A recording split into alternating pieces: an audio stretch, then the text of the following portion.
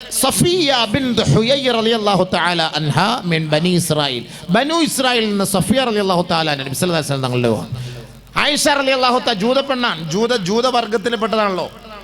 നബി സല്ലല്ലാഹു അലൈഹി വസല്ലം തങ്ങളുടെ ഭാര്യ ആയിഷ ബീവി ഇടയ്ക്കിടയ്ക്ക് ഇവരെ കളിയാക്കും, ജൂതപ്പെണ്ണേ കണ്ടോ, പെണ്ണുങ്ങളുടെ കുശുമ്പ് കണ്ടോ, കുറുമ്പ് കണ്ടോ, പെണ്ണുങ്ങളുടെ അസൂയ എന്ന് പറഞ്ഞ സാധനം ഇന്നല്ല, അഴീക്കോട്ടുകാരികൾക്ക് മാത്രമല്ല അറബി പെണ്ണുങ്ങൾക്ക് പോലും ഉണ്ടായിരുന്നു. ഏറ്റവും വലിയ തെളിവായത് ഇടയ്ക്കിടയ്ക്ക് ബഹുമാനപ്പെട്ട സഫിയ റളിയല്ലാഹു തആല അൻഹയെ നോക്കിയിട്ട് ആയിഷ റളിയല്ലാഹു തആല അൻഹ ജൂതന്റെ മോളെ എന്ന് പറഞ്ഞിട്ട് കളിയാക്കും. അങ്ങനെ കളിയാക്കുമ്പോൾ മഹദിയായ സഫിയ റളിയല്ലാഹു അൻഹ നബിയുനാ റസൂലുള്ളാഹി തങ്ങളുടെ ഹളറത്തിലേക്ക് കടന്നു വന്ന് ആ പരാതി ബോധിപ്പിക്കുകയാണ്. നമ്മുടെയൊക്കെ കുടുംബത്തിൽ നാത്തൂമാര് നമ്മുടെ ഭാര്യമാരെ കളിയാക്കുകയോ കുറ്റം പറയുകയോ ചെയ്യുമ്പോൾ നമ്മളുടെ അരികിലേക്ക് വന്ന് നമ്മുടെ ഭാര്യമാര് പരാതി പറയുമ്പോൾ നമ്മൾ സമാശ്വസിപ്പിക്കണം അവളെ. അതിൻ്റെ ഏറ്റവും വലിയ തെളിവാണ് ഞാനിപ്പോൾ ഈ പറയാൻ പോകുന്നത്. നാത്തൂൻ പോലും നമ്മുടെ കുടുംബത്തിലുണ്ട്. ഭർത്താവിൻ്റെ പെങ്ങന്മാർ, നാത്തൂൻ എന്നല്ലേ പറയാ അല്ലേ, ഭർത്താവിൻ്റെ പെങ്ങള്. അപ്പോൾ അവർ തമ്മിൽ എന്തെങ്കിലുമൊക്കെ പ്രശ്നങ്ങളാവുമ്പോൾ രാത്രിയാകുമ്പോൾ ഒരു നാത്തുവിൻ്റെ സാധനം അവൾക്ക് അവളുടെ വീട്ടിൽ പോയിക്കൂടെ, ഇവിടെ വന്ന് കിടക്കുന്നതിന് ഞാൻ ഇടങ്ങറാക്കാൻ ഒരു തേങ്ങ ഒന്ന് തരുമെന്ന് പറഞ്ഞപ്പോൾ അവളെ കൊണ്ട് പറ്റില്ല, ഇത് പറ്റില്ല, ഒന്നും എല്ലാം ഞാൻ ഉണ്ടാക്കി കൊടുക്കണം, നിങ്ങളങ്ങ് വെച്ചോണ്ടിരുന്നോ പറഞ്ഞിട്ടുണ്ട്. കുലുക്കും ഒരു കാലത്തൊക്കെ തലങ്ങണി എടുത്ത് പിടിച്ച് അങ്ങോട്ട് വെച്ചാൽ മാറി ഒറ്റക്കടത്ത തീർന്നു. ഒരാഴ്ച നമ്മൾ പട്ടിണിയായി, രാത്രി പട്ടിണിയായി പോയി, സംഭവം പോയി. എന്തിനായി പണിക്കൊക്കെ പോണത്? അപ്പം നാം പറഞ്ഞേ, എടി കദീഷു എന്താ നിനക്ക് പ്രശ്നം? സോപ്പിടണം അപ്പോൾ നമ്മളവളെ ഭാര്യയെ വെറുപ്പിക്കാൻ പാടില്ലല്ലോ. ഏറ്റവും വലിയ തെളിവാണിത്. സഫിയ റളിയല്ലാഹു തആല അൻഹ നബി സല്ലല്ലാഹു അലൈഹി വസല്ലം തങ്ങളോട് പറഞ്ഞു, നബിയെ ആയിഷ എന്നെ ഇങ്ങനെയൊക്കെ പറയുന്നു, ജൂതപ്പെണ്ണിൻ്റെ മോളാണ് എന്നെ ആയിഷ. അല്ലാഹുവിൻ്റെ റസൂൽ സല്ലല്ലാഹു അലൈഹി വസല്ലം തങ്ങൾ സഫിയ ബീവിയെ വിളിച്ചിരുത്തിയിട്ട് സമാശ്വസിപ്പിച്ചു. സഫിയെ ആയിഷയെക്കാളെ നിനക്ക് 3 ഗുണങ്ങളാണുള്ളത്. എന്താ സംഭവം? ആയിഷയെക്കാള് നിനക്ക് 3 ഗുണങ്ങളാണുള്ളത്. ഒന്ന്, നീ ഒരു പ്രവാചകന്റെ മകളാണ്, ഒരു പ്രവാചകന്റെ സഹോദരിയാണ്, ഒരു പ്രവാചകന്റെ ഭാര്യയാണ്. 3 പരമ്പരയാണ് നിനക്കുള്ളത്. ബഹുമാനപ്പെട്ട മൂസാ നബി അലൈഹിസ്സലാത്തു വസ്സലാമിന്റെ പിതൃത്വത്തിൽ നിന്നാണ് നീ ജന്മമെടുത്തത്. ആ ഒരു പാരമ്പര്യം നിനക്കുണ്ട് സഫിയ. നിന്റെ സഹോദരൻ ഹാറൂനാണ്, അതും ഒരു പ്രവാചകനാണ്. അതേപോലെ നിന്റെ ഭർത്താവ് ലോകത്തിന്റെ നേതാവ് മുത്ത് മുഹമ്മദ് മുസ്തഫ സല്ലല്ലാഹു അലൈഹി വസല്ലമ തങ്ങളാണ്. അങ്ങനെ 3 പ്രവാചകന്മാർ അടങ്ങിയ ഒരു പെണ്ണാണ് നീ. അതുകൊണ്ട് സഫിയ, അറിവില്ലാത്ത വിവരമില്ലാത്ത ആയിഷ പറയുന്നത് നീ ഒരു കാര്യമായി എടുക്കരുതേ സഫിയ. ഭയങ്കര സന്തോഷം. 3 പ്രവാചകൻ. അതാ നമ്മുടെ പെണ്ണുങ്ങൾക്ക് നമ്മുടെ കുടുംബത്തിൻ്റെ ചില സംഭവങ്ങളൊന്നും അറിയില്ല, മന്ദങ്ങളാണ് സംഭവം. 20 വയസ്സ് എപ്പോഴും കുറവാണ് സാധനത്തിന്. അതന്നെ ഞങ്ങൾ പറഞ്ഞ മക്കളല്ലേ നാക്കിസാത്ത് മക്കളെന്ന്. 20 വയസ്സ് എപ്പോഴും കുറവായി സാധനത്തിന്. എന്തെല്ലാം നന്മകൾ നിന്റെ വാപ്പ ചെയ്തിട്ടുണ്ട്, അത് ഇതൊന്നും അറിയില്ല സംഭവം. ഭർത്താവ് ഇതൊന്നും അറിയില്ല സംഭവം. അപ്പോൾ ഇത് പറഞ്ഞപ്പോഴത്തേക്ക് സഫിയ ബീക്ക് ഭയങ്കര സന്തോഷമായി. അൽഹംദുലില്ലാ. പക്ഷേ അവരെപ്പോഴും പിന്നെ ദേഷ്യപ്പെട്ടിരുന്നിട്ടില്ല കേട്ടോ. നമ്മൾ ഈ നാത്തൂൻ പോലെ ഖിയാമത്ത് നാൾ വരെ നാത്തൂൻ തന്നെയാണ്. അടിയോടടിയും വഴക്ക്.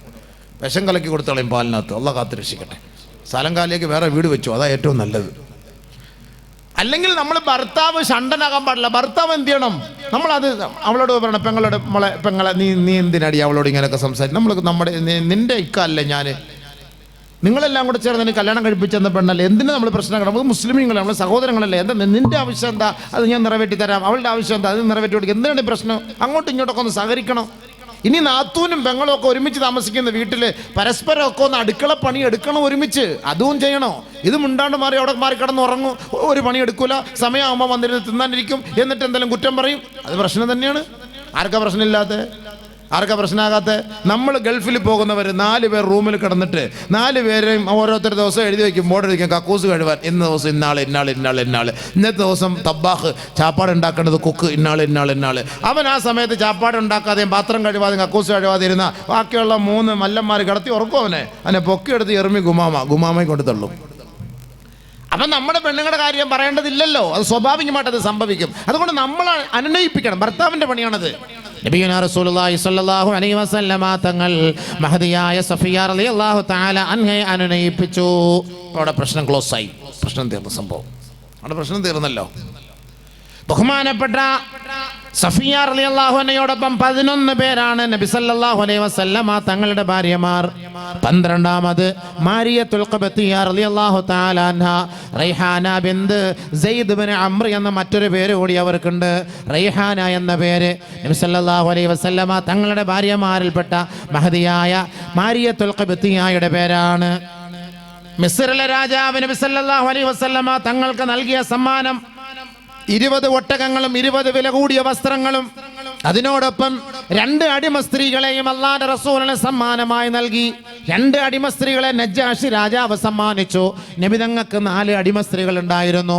അതിൽ ഒരു അടിമ സ്ത്രീയുമായിട്ട് മാത്രമാണ് ഹബീബായ തങ്ങൾ വീട് കൂടിയത്, ശാരീരികമായി ബന്ധപ്പെട്ടത്.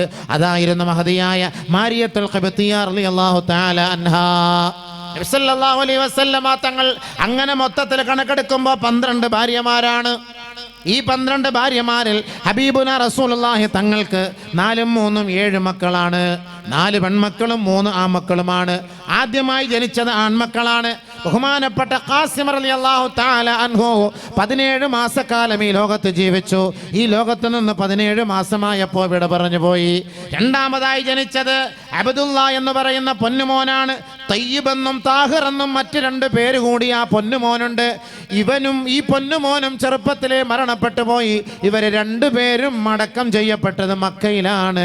നബിയുനാ റസൂലുള്ളാഹി തങ്ങൾക്ക് പിന്നീട് ജനിച്ചത് ഇബ്രാഹിം എന്ന് പറയുന്ന മുത്തുമോനാണ്. അത് മാരിയത്തുൽ ഖിബ്തിയയിലൂടെയാണ് അല്ലാഹു റബ്ബുൽ ഇസ്സത്ത് സമ്മാനിച്ചത്. ഇബ്രാഹിം എന്ന് പറയുന്ന പൊന്നുമോൻ വെറും 70 ദിവസം മാത്രമാണ് ഈ ലോകത്ത് ജീവിച്ചത്. 70 ദിവസം പ്രായമായ പൊന്നുമോൻ ഈ ലോകത്ത് നിന്ന് വിട പറയുന്ന വേളയിൽ ഹബീബുനാ റസൂലുള്ളാഹി തങ്ങൾ പോലും നിറകണ്ണുകളോടെ പറഞ്ഞു പോയി, ഇന്നൽ ഖൽബ യഹ്സുനു വൽ ഐന തദ്മഉ വഇന്നാ ലാ നഖൂലു ഇല്ലാ മാ യുർളാ റബ്ബുനാ. എൻ്റെ ഹൃദയം തുടിക്കുകയാണ് പൊന്നുമോനെ, എൻ്റെ ഹൃദയം വേദനിക്കുകയാണ് പൊന്നുമോനെ, എൻ്റെ കണ്ണ് ഈറനണിയുകയാണ് മുത്തേ. അള്ളാഹുവിന് നിരക്കാത്തതൊന്നും ഞാൻ പറയുകയില്ല. എൻ്റെ മകൻ്റെ വേർപാടിൽ എനിക്ക് വല്ലാത്ത ദുഃഖമാണ്. വഇന്നാ ബിഫറാഖിക യാ ഇബ്രാഹിം ലമഹ്സൂനൂൻ. ആ കുഞ്ഞുമോൻ്റെ മയ്യത്തെടുത്തു പിടിച്ചിട്ട് ലോകത്തിൻ്റെ മൊത്ത് നിറകണ്ണുകളോടെ പറയുക, ഇബ്രാഹിമേ, എൻ്റെ 2 മക്കൾ മരണപ്പെട്ടിട്ട് പോലും എനിക്ക് ഇത്രത്തോളം ദുഃഖമുണ്ടായിരുന്നില്ല. ഞാൻ ഇങ്ങനെ ഒരു വാക്ക് പറഞ്ഞിട്ടില്ല. പക്ഷേ എൻ്റെ ഇബ്രാഹിം ലോകത്ത് നിന്ന് വിട പറഞ്ഞു പോയപ്പോൾ എൻ്റെ കണ്ണ് ഈറനണിയുകയാണ്. ബഹുമാനപ്പെട്ട അബ്ദുറഹ്മാൻ ഇബ്നു ഔഫ് റളിയല്ലാഹു അൻഹു അടുത്തിരുന്നു കൊണ്ട് നബിതങ്ങളെ കരയുന്നത് കണ്ടിട്ട് ചോദിക്കുകയാണ്, വഅൻത യാ റസൂലല്ലാഹ്, നബിയെ അങ്ങ് കരയുകയാണോ, അങ്ങ് കരയുകയാണോ ഹബീബേ എന്ന് പറഞ്ഞപ്പോൾ ഇന്നഹാ റഹ്മത്തുൻ യബ്ന ഔഫ്, ഔഫേ, അത് റഹ്മത്തിന്റെ കണ്ണുനീരാണ്. ഒരാളുടെ മരണത്തിന്റെ പേരിൽ പൊട്ടിക്കരയരുത്, നെഞ്ചത്തടിച്ച് കരയരുത്, നിലവിളിച്ച് കരയരുത്, ഒപ്പാരയിട്ട് കരയരുത്. ലൈസ മിന്നാ മൻ ലറബൽ ഖുദൂദ് വശഖൽ ജുയൂബ് വദആ ബിദഅവത്തിൽ ജാഹിലിയ്യ. നബിയുനാ റസൂലുള്ളാഹി തങ്ങൾ പറയുകയാണ്, 3 വിഭാഗം ആളുകൾ എൻ്റെ സമുദായത്തിൽ പെട്ടവരല്ല. മൻ ലറബൽ ഖുദൂദ്, മരണത്തിന്റെ പേരിൽ തൻ്റെ നെഞ്ചത്തടിച്ച് തൻ്റെ മുഖത്തടിച്ച് തലയിലടിച്ച് പൊട്ടിക്കരയുന്നവർ എൻ്റെ സമുദായത്തിൽ പെട്ടവരല്ല.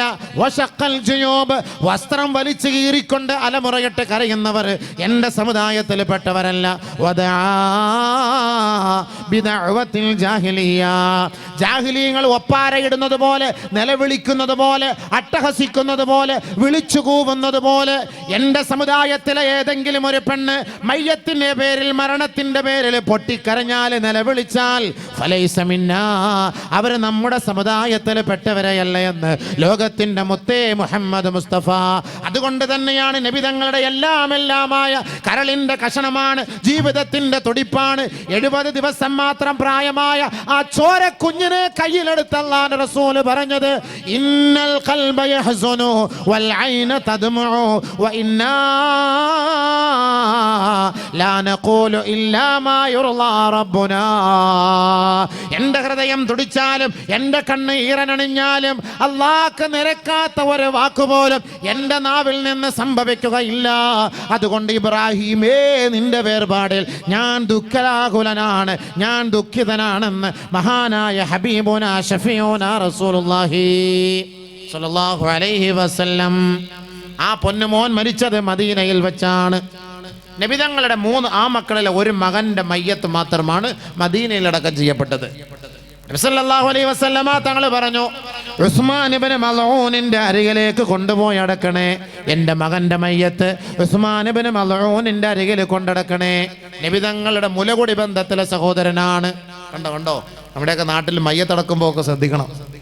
പാപ്പാൻ്റെ അരികിൽ മയ്യത്തൊന്ന് നടക്കണേ നമ്മളൊക്കെ പറയുമ്പോൾ ഈ കബറ് വെട്ടുകാരന്മാർക്ക് ഹാലളക്കും. അമ്മമാർ വേണമെങ്കിൽ ഇടക്ക്, ഇയാൾ വേണമെങ്കിൽ ഇവിടെ കൊണ്ടടക്ക്, ഇല്ലെങ്കിൽ കൊണ്ട് കോർപ്പറേഷനെ അടക്കാൻ പറയും.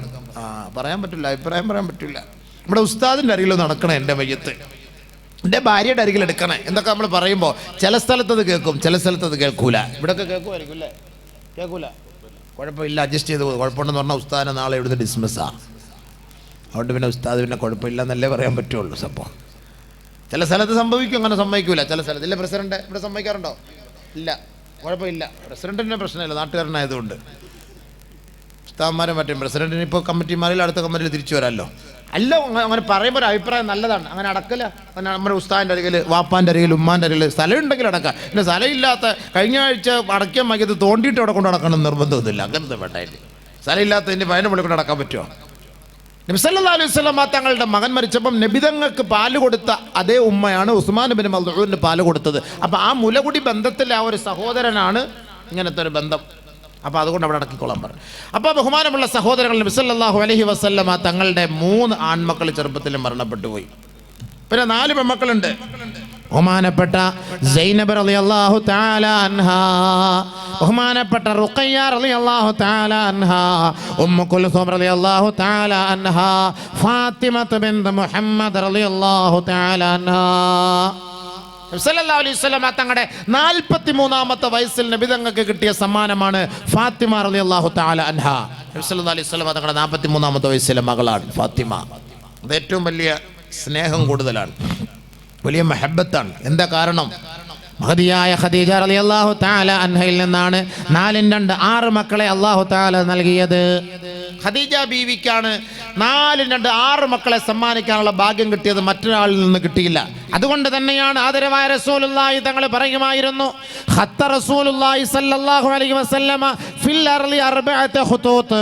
ഒരിക്കൽ ഭൂമിയിൽ 4 വര വരച്ചിട്ട് അല്ലാഹുവിന്റെ റസൂൽ സഹാബത്തിനോട് ചോദിക്കുകയാണ്, അതദറൂന മാ ഹാദാ, ഇതെന്താണെന്ന് നിങ്ങൾക്കറിയുമോ സഹാബ?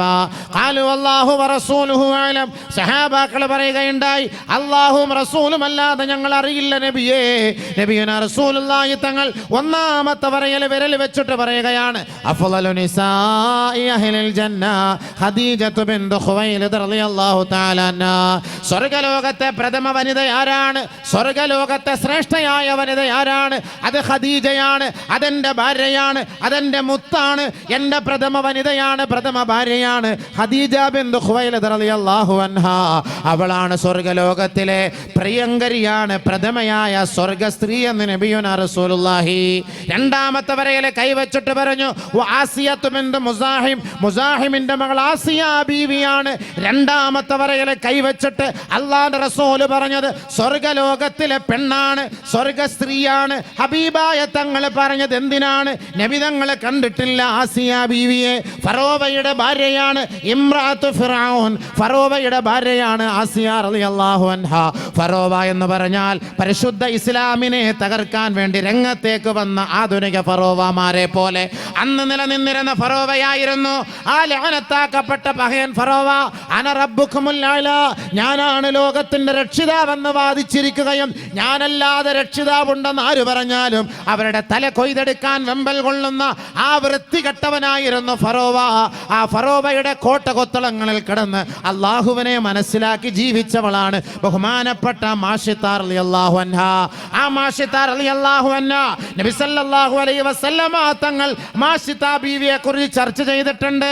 ആ ഫറോവയുടെ കുടുംബത്തിലെ ജോലിക്കാരിയായിരുന്നു പാറാവുകാരന്റെ ഭാര്യയായ മാഷിത ബീവി. അള്ളാഹു ഇസ്ലാം കൊടുത്ത് ആദരിച്ചപ്പോ മാഷിത മുസ്ലിമാ എന്ന വാർത്ത കേട്ടപ്പോ ഫറോവ അവളെ കത്തിച്ചു കളയുകയാണ് ചെയ്തത്. മാഷിത ബീവിയുടെ കുഞ്ഞുമക്കള് 2ഉം 3ഉം ഉള്ള ചെറിയ ചെറിയ മാസങ്ങൾ പ്രായമുള്ള കുഞ്ഞുമക്കളാണ് ബഹുമാനപ്പെട്ട മാഷിത ബീവിയുടെ കയ്യിലുണ്ടായിരുന്നത്. മാഷിത ബീവിയോട് ഫറോവ വന്നിട്ട് ചോദിക്കുകയാണ്, ഇസ്ലാമിൽ നിന്ന് വ്യതിചലിക്കാൻ മാറാൻ നീ തയ്യാറുണ്ടോ മാഷിത? ഇല്ലെങ്കിൽ നിന്നെ ഞാൻ ചുട്ടുകരിക്കുമെന്ന് പറഞ്ഞപ്പോ നിനക്ക് ഇഷ്ടമുള്ളതുപോലെ എൻ്റെ മേൽ നടപടിയെടുക്കാൻ ഫറോവ, ഞാൻ ഈ പ്രത്യയ ശാസ്ത്രത്തിൽ നിന്ന് മാറുകയില്ല. പരിശുദ്ധ പ്രവാചകന്റെ ഇസ്ലാമിക ഈ ആദർശത്തെ പൽകിയ എൻ്റെ മുസ്ലിം പെണ്ണുങ്ങളെ, ആദർശത്തെ പണയപ്പെടുത്തിക്കൊണ്ട് കേവലം മുസ്ലിമീങ്ങളോടൊപ്പം ഒളിച്ചോടാൻ നാണമില്ലാതെ കൂസലില്ലാതെ ഇസ്ലാമിക ആദർശത്തെ പണയപ്പെടുത്താനും കാലത്തിന്റെ ചവിട്ടുകൊട്ടയിലേക്ക് പുറങ്കാല് കൊണ്ട് തള്ളിക്കളഞ്ഞിട്ട് സുജൂദ് ചെയ്ത നെറ്റിത്തടത്തിലെ ഭസ്മം വാരിത്തേക്കാനും മടിയില്ലാത്ത മുസ്ലിം പെണ്ണേ, നിന്റെ ജീവിതത്തിൽ ഒരു മാതൃകയാണ് മഹദിയായ മാഷിത ബീവി. മാഷിത ബീവിയോട് ഫറോവ പറയുകയാണ്, ഇസ്ലാമിൽ നിന്ന് മാറുന്നുണ്ടോ? ഇല്ല ഇല്ല എന്ന് ഉറക്ക പ്രഖ്യാപനം നടത്തിയപ്പോ മാഷിത ബീവിയെ ഒരു അഗ്നികുണ്ടാരത്തിന്റെ അരികിലേക്ക് കൊണ്ട് നിർത്തുകയാണ്. മാഷിത ബീവിയോട് ചോദിക്കുകയാണ്, ഫറോവ വീണ്ടും ചോദിക്കുന്നു, ഇസ്ലാമിൽ നിന്ന് മാറാൻ തയ്യാറുണ്ടോ? ഇല്ല ഇല്ല, ഞാൻ മൂസാ നബിയെ വിശ്വസിക്കുന്നു, ഒരിക്കലും ഞാൻ ഇസ്ലാമിൽ നിന്ന് പുറകോട്ടില്ല, അതിൽ നിന്ന് മാറുന്നില്ല എന്ന് കണ്ടപ്പോ ബഹുമാനപ്പെട്ട മാഷിത ബീവിയുടെ ചോര കുഞ്ഞുങ്ങളെ ആയ ബഹുമാനപ്പെട്ട മാഷിത ബീവിയുടെ പിഞ്ചു പൈതലെ എടുത്തിട്ട് പറയുകയാണ്, ഞാൻ നിന്റെ മുന്നിൽ വെച്ച് ഇവനെ അറുത്തു മാറ്റും.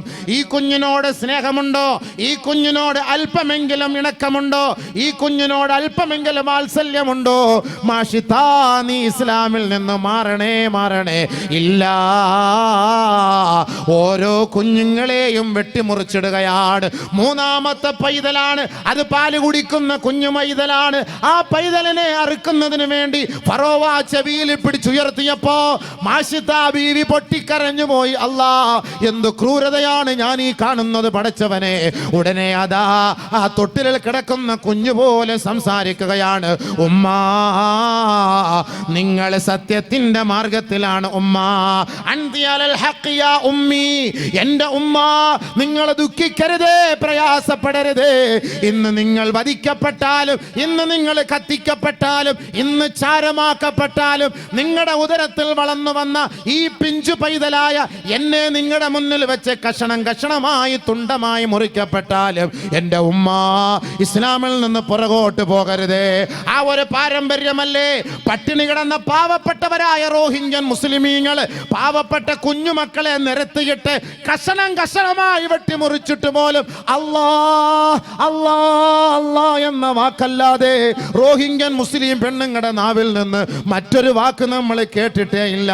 അതാണ് ആദർശം, അതാണ് ആദർശം. എൻ്റെ മുസ്ലിം പെണ്ണുങ്ങളെ, നാണമില്ലാത്ത മുസ്ലിം പെണ്ണെ, ഇസ്ലാമിക പാരമ്പര്യത്തിൽ ജീവിച്ചു വളർന്നു വന്നിട്ട് പരിശുദ്ധമായ ശരീഅത്തിനെ പണയപ്പെടുത്തിയിട്ട് കുഫാറുകളോടൊപ്പം, മുശ്രിക്കീങ്ങളോടൊപ്പം, മുനാഫിക്കീങ്ങളോടൊപ്പം ഒളിച്ചോടിപ്പോകാൻ നാണമില്ലേ പെണ്ണെ, നാണമില്ലേ? നാളെ നരകമല്ലേ നിന്നെ പ്രതീക്ഷിച്ചിരിക്കുന്നത്? നരകമല്ലേ നിന്നെ പ്രതീക്ഷിച്ചിരിക്കുന്നത്? ഒരു കാലഘട്ടത്തിലും രക്ഷപ്പെടുകയില്ല. നാളെ നീ കാഫറത്തായി ചത്തുപോയാൽ ഉമ്മാന്റെ ഗർഭപാത്രത്തിൽ നിന്ന് പുറത്തേക്ക് വന്നപ്പോ നിന്റെ വലത് കാതിൽ ബാങ്കും ഇടത് കാതിൽ ഇഖാമത്തും കൊടുത്ത് നിനക്ക് നല്ല ഒരു ഇസ്ലാമിക പേര് നൽകി നിന്നെ മദ്രസയിൽ വിട്ട് ഖുർആൻ പഠിപ്പിച്ച് 5 നേര നമസ്കാരമുള്ളവളായി മാറി, റമദാനിലെ നോമ്പെടുത്തവളായി മാറി, ഈ പരിശുദ്ധമായ ആശയ ആദർശങ്ങളെയെല്ലാം ഒരു സുപ്രഭാതത്തിൽ ഏതെങ്കിലും ഒരു കുറവന്മാരെ കണ്ടപ്പോ, ഏതെങ്കിലും ഒരു മുശ്രിക്കീങ്ങളെ കണ്ടപ്പോ, ഏതെങ്കിലും ഒരു കുഫാറുകളെ കണ്ടപ്പോ, എൻ്റെ പൊന്നുപെങ്ങളെ, നിന്റെ ആദർശം മുഴുവനും നീ പണയപ്പെടുത്തിയില്ല മോളെ. നാളെ നീ പ്രതീക്ഷിക്കുന്നത് നരകമാണ്. ഒരിക്കലും നിനക്ക് നാളെ സ്വർഗത്തിലേക്ക് പ്രവേശനമില്ല.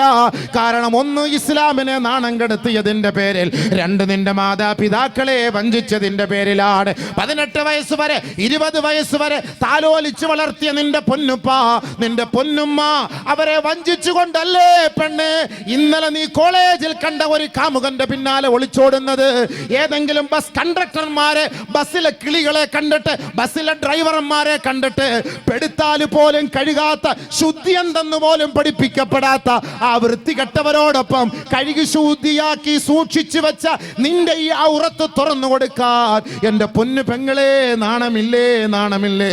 മാഷിത്ത ബീവിയിലേക്ക് നീ ഒന്ന് നോക്കണേ.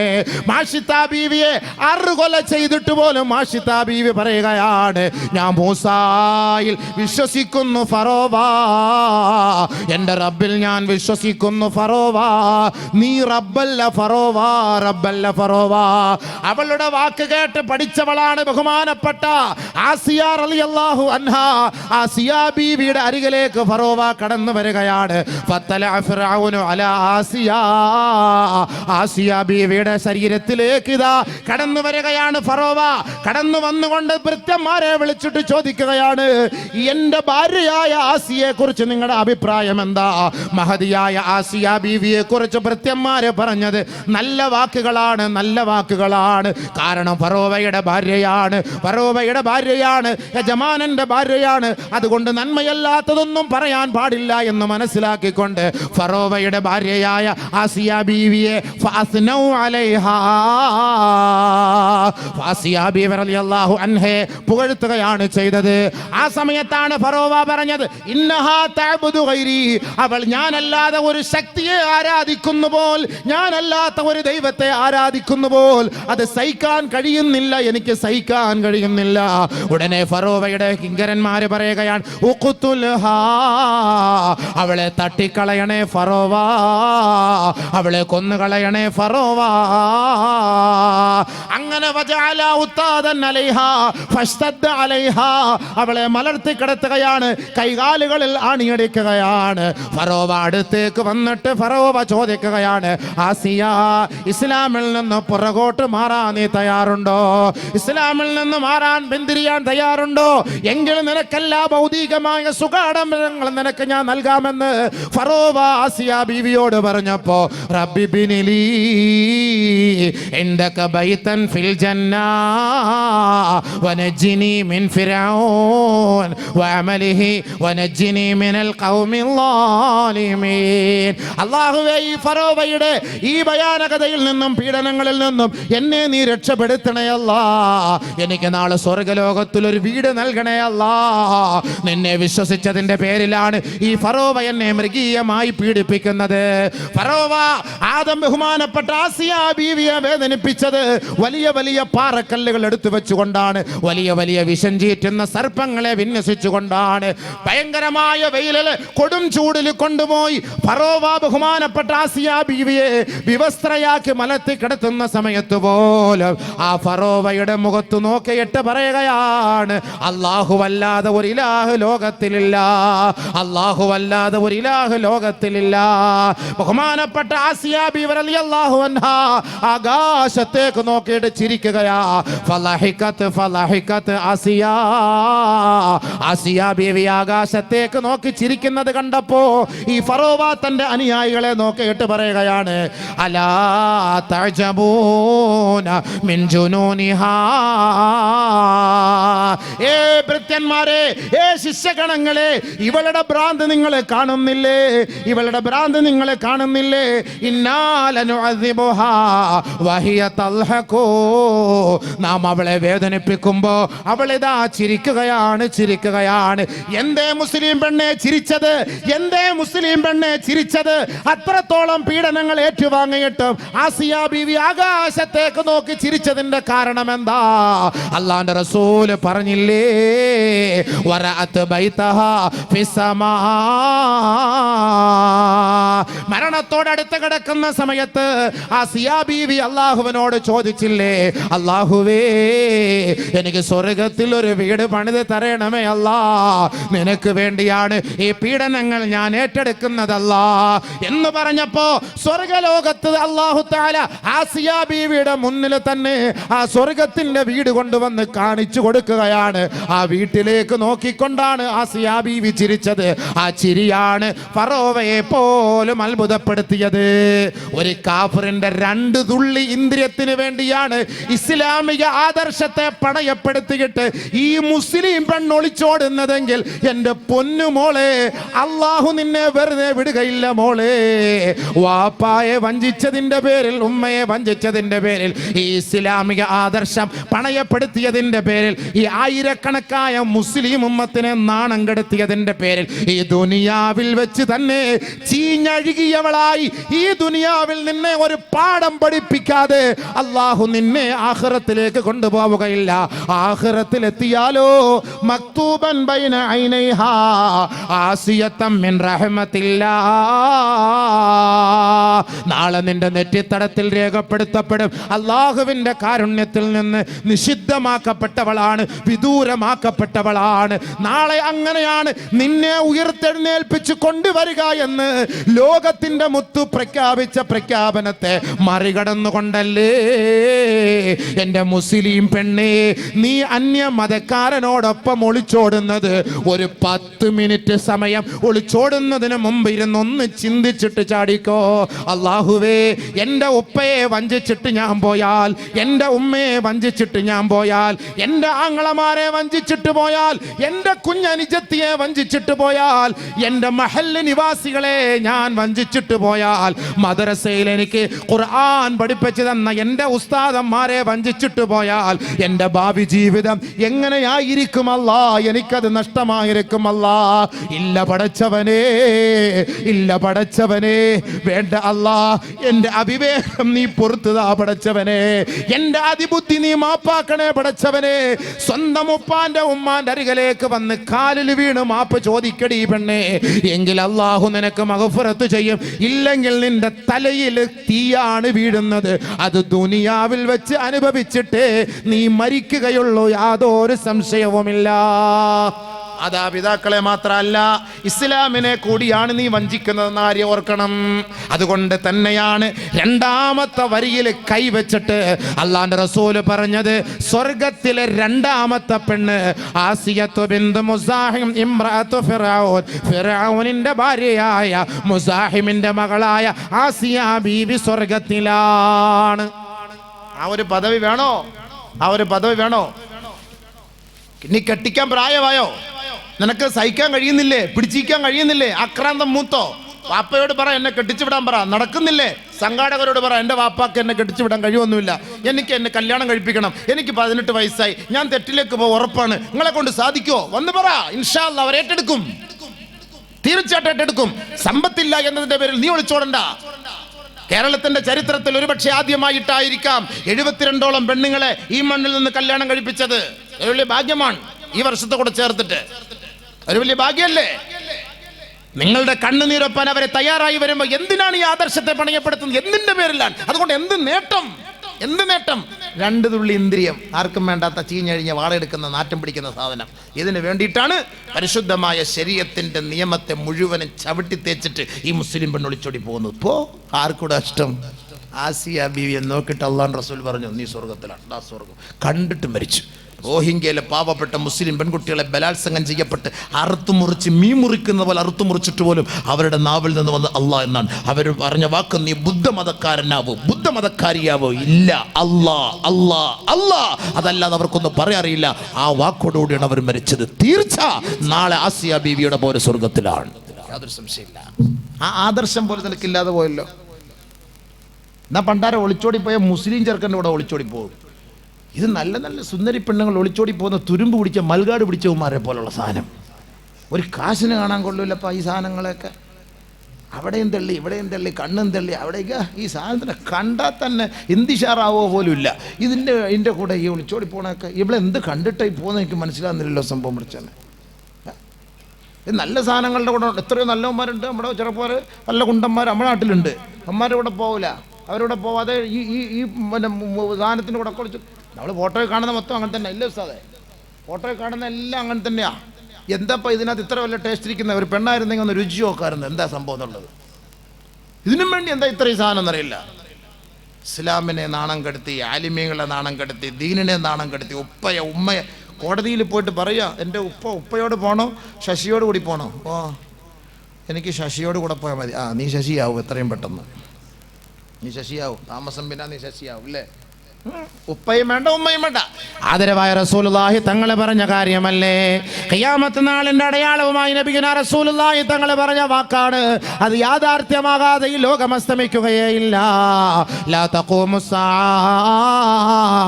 ഹത്താ തൽഹിഖ ഫിആമുൻ മിൻ ഉമ്മതി ബിൽ മുശ്രികീൻ ഔ കമാ ഖാല സല്ലല്ലാഹു അലൈഹി വസല്ലം. എൻ്റെ ഉമ്മത്തികളിൽപ്പെട്ട ഒരു വിഭാഗം മുശ്രിക്കീങ്ങളാവാതെ ലോകം അസ്തമിക്കുകയില്ല. മറ്റൊരു റിവായത്തിൽ കാണാം, ഹത്താ തഅബുദ നിസാ ഉമ്മതി അൽ ഔസാൻ ഔ കമാ ഖാല അലൈഹിസ്സലാം അൽയാത നിസാ ഉമ്മതി അൽ ഔസാൻ. എൻ്റെ ഉമ്മത്തികളായ സഹോദരിമാർ പെണ്ണുങ്ങളുടെ പൃഷ്ഠഭാഗം ബിംബത്തിന്റെ മുന്നിൽ കൊണ്ടുപോയി പ്രതിഷ്ഠിക്കുന്നത് വരെ ഖിയാമത്ത് നാൾ സംഭവിക്കൂല. ആശയം മനസ്സിലായില്ല, ഇപ്പോഴാണ് മനസ്സിലാവുന്നത്. മുസ്ലിം പെൺകുട്ടികൾ ഇതെല്ലാം എടുത്ത് മാറ്റിയിട്ട് മറ്റേൻ്റെ മുന്നിൽ പോയിരുന്നിട്ട് ഇങ്ങനെ നിന്നിട്ട് വരച്ചിട്ട് ഇങ്ങോട്ടാക്കിയിട്ട് ഒരു ഫോട്ടോ എടുത്തിട്ട് വാപ്പ കഴിച്ചു കൊടുക്കും, പിന്നെ ഉമ്മ കഴിച്ചു കൊടുക്കും. ശൈത്താൻ, നീ മാരകമായ രോഗം പിടിച്ചേ ചാവുള്ളൂ ഇൻഷാ അല്ലാ, യാതൊരു സംശയമില്ല. അഴുകും കിടന്ന് പുഴുവരിക്കും. അവന്മാർ കുറച്ച് ദിവസം കഴിഞ്ഞ് എടുത്തുകൊണ്ട് റെയിൽവേ ട്രാക്ക് ഇടും. പട്ടി കടിച്ച് കീറും, തന്നെ പട്ടി കടിച്ച് കീറും. അതിലേ കൂടെ വാപ്പ പോയാൽ പോലും തുപ്പിക്കളയും. നിന്നെ എനിക്ക് വേണ്ട, വാപ്പ പോലും തുപ്പിക്കളയും. മയ്യത്ത് സ്കരിക്കാൻ ഭാഗ്യമില്ല, മയ്യത്ത് കുളിപ്പിക്കാൻ ഭാഗ്യമില്ല, മയ്യത്ത് പൊതിയാൻ ഭാഗ്യമില്ല. അല്ലാഹു അക്ബർ, അല്ലാഹു മഗ്ഫിർ ലഹാ, പുറത്തു കൊടുക്കണേ അല്ലാ എന്ന് പറയാൻ ഒരു മനുഷ്യന് ഈ ഭൂലോകത്തുണ്ടാവുകയില്ല. പന്നിയേക്കാൾ നികൃഷ്ടയായിട്ട് ചാവും. നഊദു ബില്ലാഹ്, അല്ലാഹു കാക്കട്ടെ. സമയമായോ?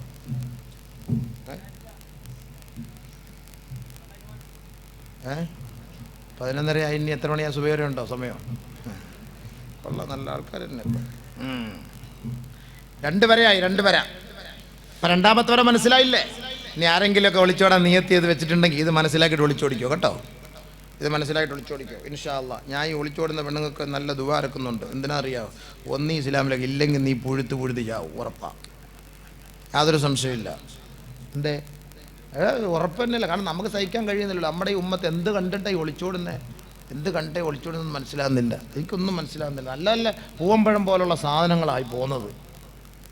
ഇവിടെ പ്രസംഗിച്ച് ഖുർആനും തീർന്ന് ഹദീസും തീർന്നു, ഇനിയൊന്നും പ്രസംഗിക്കാനില്ല. എന്നിട്ട് ഓട്ടത്തിന് വല്ല കുറവുണ്ടോ? ഒരു കുറവുമില്ല. ഞാൻ മാഹിയിൽ ഇപ്പോൾ അടുത്താഴ്ച പ്രസംഗിക്കാൻ പോകാം. മാഹി തലശ്ശേരി, അവിടെയാണ് ഉള്ളത്. 5 എണ്ണം അവിടെ നിന്ന് ഒളിച്ചോടിയെന്ന്. ഇനി 7 എണ്ണം കട്ടപ്പുറത്തിരിക്കുക ചാടാൻ വേണ്ടിയിട്ട്. എന്നെ വാതിന് വിളിച്ചേക്കാണ്, ഉസ്താദ് എങ്ങനെയെങ്കിലും ദയവ് ചെയ്ത് എന്നെ ഇപ്പുറത്തോട്ടാക്കി തരും. എന്താപ്പം സംഭവം? നമ്മുടെ കൂടെ അങ്ങനെ ഒളിച്ചോടും, അതുമില്ല. നമ്മളോട് അവരില്ലല്ലോ സംഭവം. നമ്മളെ കണ്ട ഭയങ്കര അതബ് മര്യാദ എല്ലാം മൂടിങ്ങാണ്, പൂത നടക്കുന്ന പോലെ. മറ്റേൻ്റെ മുന്നിൽ അവിടെ ഇല്ല ഇവിടെ ഇല്ല ഒന്നുമില്ല, എല്ലാം തുറന്ന്. ഇതെന്താ ഞങ്ങൾ മലക്ക? അവന് മനുഷ്യരാ? നമ്മൾ മലക്കള? അല്ല നമ്മളെ സഹായിക്കാൻ ചെയ്യുന്ന പണിയാണ്. ഇവളെങ്ങാനും കാണുക നമ്മൾ ഇന്നിൽ അതിനടിച്ച് അടങ്ങാറാവാതിരിക്കാൻ വേണ്ടി നമ്മളെ കാണിക്കുമ്പോൾ മലക്ക് ഓടി വന്നിട്ട് അവളെ കൊണ്ടെല്ലാം അങ്ങ് മൂടിക്കും. അപ്പം നമ്മളും മിണ്ടാടകം, നമ്മൾ രക്ഷപ്പെട്ടു. ഇനി അല്ല നമ്മുടെ മുന്നിലെങ്ങാനും ജിമിക്കെന്ന് പറഞ്ഞിങ്ങനെ വന്നാ നമ്മൾ തീർന്നു. മൊയിലാരും നിസ്കാരവും പോയി ഇബാദത്തും പോയി അള്ളാഹു അക്ബർ എന്ന് കൈകെട്ടിയാൽ പിന്നെ ജിമിക്കെന്ന് തന്നെയുള്ള ഓർമ്മ വരുള്ളൂ. കാരണം ഈ സാധനം കാണാൻ നമ്മുടെ മുന്നിൽ വന്നു കഴിഞ്ഞാൽ പെട്ടെന്നൊന്നും ഈ ചിന്ത പോകില്ല. അത് അങ്ങനത്തെ ഒരു സാധനം. ഖുർആൻ്റെ ഒരു ആയത്ത് പറഞ്ഞാൽ പെട്ടെന്ന് മറക്കും. ഈ ഒരു സാധനത്തെ കണ്ട 9 വർഷമായാലും മറക്കൂല സംഭവം. അതില്ല ഇല്ല അബീവേ, ആന്ന് പറയാൻ പറ്റൂലല്ലോ ഉസ്താദിന്. അതേന്ന് പറയാൻ പറ്റൂല, അതാണ് സംഭവം.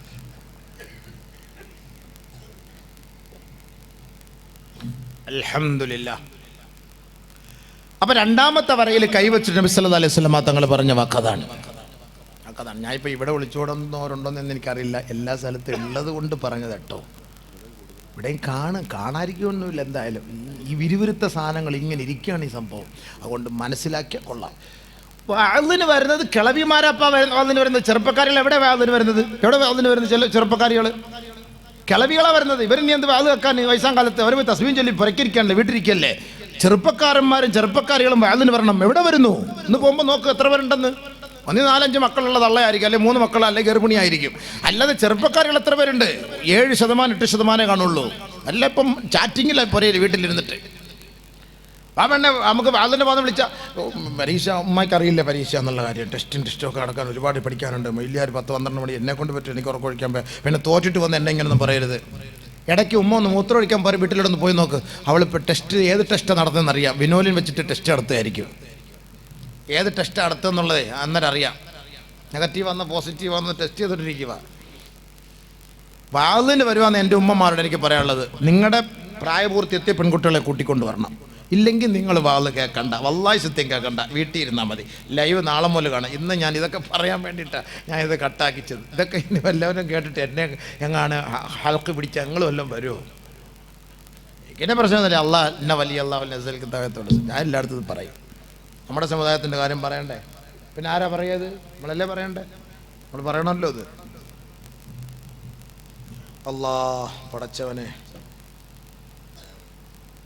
അല്ലാഹു സുബ്ഹാനഹു വ തആല കാര്യം മനസ്സിലാക്കാൻ തൗഫീഖ് നൽകട്ടെ.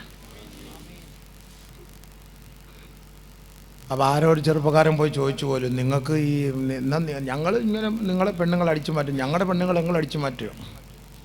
അത് കാണാൻ വല്ലതും കൊള്ളുന്ന സൈസ് വേണ്ടേ അടിച്ചു മാറ്റാൻ? നമ്മളിവിടെ എന്തൊക്കെ അടിച്ചു മാറ്റി നമ്മൾ ഉള്ള ഇതും കൂടെ നമുക്ക് നഷ്ടപ്പെട്ടു. ഇത് ഇങ്ങനെ ഇരിക്കുന്ന സാധനത്തിനൊക്കെ നമ്മളെവിടെ കൊണ്ടിട്ട് അടിച്ചു മാറ്റാൻ? ആകപ്പാട് കൊള്ളാവുന്ന സാധനത്തിന് അമേരിക്കയിലും ഫ്രഞ്ചിലും കയറ്റി വിട്ടിരിക്കുക. ഈ ബാക്കിയുള്ള സാധനമൊക്കെ ഇവിടെ ഉള്ളത്. ഹയർ എന്തുവാകട്ടെ. എന്തായാലും ബഹുമാനമുള്ള സഹോദരിമാരെ, നമ്മുടെ പരിശുദ്ധമായ ശരീഅത്താണ്. നല്ലപോലെ മനസ്സിലായിക്കോ, നമുക്ക് അള്ളാഹു ചെയ്ത വലിയ നിഅമത്ത് നമ്മൾ മുസ്ലിമുകളായി. അൽഹംദുലില്ലാ. ഓരോ മതക്കാർക്ക് അവരുടെ മതം അനുസരിച്ച് ജീവിച്ചു. നമ്മളതൊന്നും പറയുന്നില്ല, നമ്മൾ അവരെ കുറ്റമൊന്നും പറയില്ല, ഒരിക്കലും കുറ്റം പറയല്ല. മുസ്ലിം പെണ്ണിനെ ഹിന്ദു പെണ്ണിനെ ഒരു മുസ്ലിമാണ് സ്നേഹിച്ചെങ്കിൽ എന്തൊക്കെ പ്രശ്നങ്ങളാണ് ഇവിടെ. ഇപ്പോൾ ചുട്ടു കൊന്നുണ്ട് ഒരുത്തന്നെ രാജസ്ഥാനിൽ, പ്രേമിച്ചെന്നും പറഞ്ഞിട്ട് അള്ളാഹു ആലം. അപ്പോൾ നമ്മുടെ എത്ര പെണ്ണുങ്ങൾ പോകുന്നു. അപ്പോൾ അതൊക്കെ ഒരു പ്രേമവും മറ്റു കാര്യങ്ങളുമായിരിക്കും. എന്തുമാകട്ടെ, എന്തായാലും നമ്മൾ മനസ്സിലാക്കേണ്ടത് മുസ്ലിം സഹോദരിമാർ നമ്മൾ മുസ്ലിമീങ്ങളാണ്. അൽഹംദുലില്ലാ. ആസിയ ബീവിയെ കണ്ടോ അള്ളാഹ് സഹായിച്ചത്? മാഷിത്ത ബീവിയെ കണ്ടോ അള്ളാഹ് സഹായിച്ചത്? അവരെക്കുറിച്ച് നബി തങ്ങൾ പറഞ്ഞ വാക്കെന്താ? സ്വർഗത്തിലാണെന്ന് പരസ്യമായിട്ട് പറഞ്ഞു കഴിഞ്ഞു. പറയുകയല്ല, കണ്ടു, നേരെ കണ്ടു. ആസിയ ബീവിക്ക് വേറൊരു ശ്രേഷ്ഠത ഉണ്ട്, അറിയാമോ? എന്താ അറിയാം, പറയട്ടെ. സല്ലല്ലാഹു അലൈഹി വസല്ലമ തങ്ങളുടെ പ്രിയതമയായ ഖദീജ റളിയല്ലാഹു തആല അന്ന ലോകത്ത് നിന്ന് വിട പറയാൻ ഒരുങ്ങുകയാണ്. ഖദീജ ബീവി മരിക്കാൻ കിടക്കുകയാണ്. ദഖല അലൈഹ റസൂലുള്ളാഹി സ്വല്ലല്ലാഹു അലൈഹി വസല്ലം വഹിയ ഫിൽ മൗത്ത്. മഹദിയായ ഖദീജ റളിയല്ലാഹു അൻഹ വഫാത്തിനോടടുത്ത സമയത്ത് ഹബീബായ റസൂലുള്ളാഹി തങ്ങളുടെ അടുത്തേക്ക് പോവുകയാണ്. അല്ലാഹുവിന്റെ റസൂൽ സല്ലല്ലാഹു അലൈഹി വസല്ലമ തങ്ങൾ ഖദീജ ബീവിയോട് പറയുകയാണ്, യാ ഖദീജ ഇദാ ലഖീതി ലറായിറകി ഫഖറഈഹിന്ന അസ്സലാം മിന്നി അസ്സലാം. നീ എൻ്റെ തോഴിമാരെ സ്വർഗത്തിൽ കാണുമ്പോൾ എൻ്റെ സലാം നീ അവർക്ക് പറയണേ ഖദീജ. എൻ്റെ സലാം പറയണത് മരിക്കാറായി കിടക്കുമ്പോൾ നബി സല്ലല്ലാഹു അലൈഹി വസല്ലമ തങ്ങൾ വന്നിട്ട് ഖദീജ ബീവിയോട് പറയാൻ, നീ മരിച്ചു കഴിഞ്ഞാൽ സ്വർഗത്തിൽ പോകുമ്പോൾ എൻ്റെ സലാം നീ പറയണം എൻ്റെ തോഴിമാരോട്. ഉടനെ ഖദീജ ചോദിക്കുകയാണ്, ഹൽ തസവ്വജത ഖബ്ലി യാ റസൂലല്ലാഹ്, എനിക്ക് മുമ്പ് നിങ്ങൾ വിവാഹം കഴിച്ചിരുന്നോ യാ റസൂലല്ലാഹ്? എനിക്ക് മുമ്പ് നിങ്ങൾ കല്യാണം കഴിച്ചോ നബിയെ? ഞാനല്ലേ ആദ്യത്തെ ഭാര്യ, എനിക്ക് മുമ്പ് നിങ്ങൾ കല്യാണം കഴിച്ചോ? ഉടനെ നബീന റസൂലുള്ളാഹി തങ്ങൾ പറഞ്ഞു, ലാ ഇല്ല ഖദീജ വലാകിൻ സവ്വജനി അല്ലാഹു ആസിയത ബിൻത മുസാഹിം വമറിയം ബിനത ഇമ്രാൻ വകുൽസുമ ഉഖ്ത മൂസ. നാളെ സ്വർഗത്തിൽ എനിക്ക് അല്ലാഹു വിവാഹം കഴിപ്പിച്ചു തരുന്ന 3 മഹദിമാരുണ്ട്. അല്ലാഹു അവരെ എനിക്ക് വിവാഹം കഴിപ്പിച്ചു തരും ഖദീജ. അതിലൊന്ന് ആസിയ ബീവിയെയാണ്, ഭാഗ്യം, ആസിയ ബീവിയെയാണ്. 2 മറിയം ബീവിയെയാണ്. 3 മൂസാ നബിയുടെ സഹോദരിയായ കുൽസുമിനെയാണ്. ഇവര് 3 പേരെയും എനിക്ക് നാളെ അല്ലാഹു സ്വർഗത്തിൽ വിവാഹം കഴിപ്പിച്ചു തരും ഖദീജ. അതാണ് നബി സല്ലല്ലാഹു അലൈഹി വസല്ലമ തങ്ങളുടെ തൃക്കല്യാണം. തൃക്കല്യാണം എന്നൊക്കെ പറയാറുണ്ടല്ലോ, കേട്ടിട്ടുണ്ടോ? ഇല്ല ഉസ്താദേ? പെണ്ണുങ്ങളൊക്കെ ദ്വാരക്കും, പണ്ടത്തെ ഉമ്മമ്മമാരൊക്കെ ദ്വാരക്കും, അല്ലാഹുവേ നബി തങ്ങളുടെ തൃക്കല്യാണം കാണാൻ തൗഫീഖ് തരണേ അല്ലാ എന്നൊക്കെ പറയാറില്ലേ ദ്വാരക്കുമ്പോൾ? ഇല്ലേ തൃക്കല്യാണം എന്ന് പറഞ്ഞാൽ ഈ സാധനമാണ്. ഈ 3 പേരെ നബി തങ്ങൾ അല്ലാഹു തആല കല്യാണം കഴിപ്പിച്ചെടുക്കും. ഈ 3 പിന്നെ മഹദിമാരെ. അതിൽ ആസിയ റളിയല്ലാഹു അൻഹ ഉണ്ട്, മറിയം ബീവി ഉണ്ട്, കുൽസും ഉഖ്ത മൂസ, മൂസ നബി അലൈഹി സ്വലാത്തു വസ്സലാമിൻ്റെ സഹോദരിയെയും ഉണ്ട്. ഇനി അതൊക്കെ എന്തിനാണുള്ള ചരിത്രം, അത് വേറെ. നമ്മളെ വിഷയം അതല്ലല്ലോ. കുടുംബജീവിതത്തിൽ നിന്ന് ഇപ്പോൾ വേറെ എങ്ങോട്ടൊക്കെയോ പോയി സംഭവം. വണ്ടി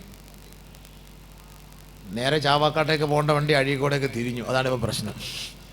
ഇനി തിരിച്ച് ചാവക്കാട് ഹൈവേയിൽ കൊണ്ട് തിരിച്ച് കയറ്റണം.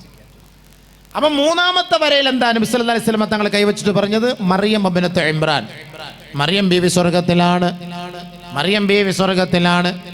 എന്താ കാരണം? അതൊക്കെ പഠിക്കട്ടെ. നമ്മുടെ പെണ്ണുങ്ങൾ ആവശ്യമല്ലേ ഇന്നത്തെ കാലഘട്ടത്തിൽ. ഒളിച്ചോടി പോകുന്ന സാധനം പോലെ ഇതിനകത്ത് ഇരിപ്പുണ്ടെങ്കിൽ ഇന്നെങ്കിലും മനം മാറിയാൽ അത്രയായില്ലേ.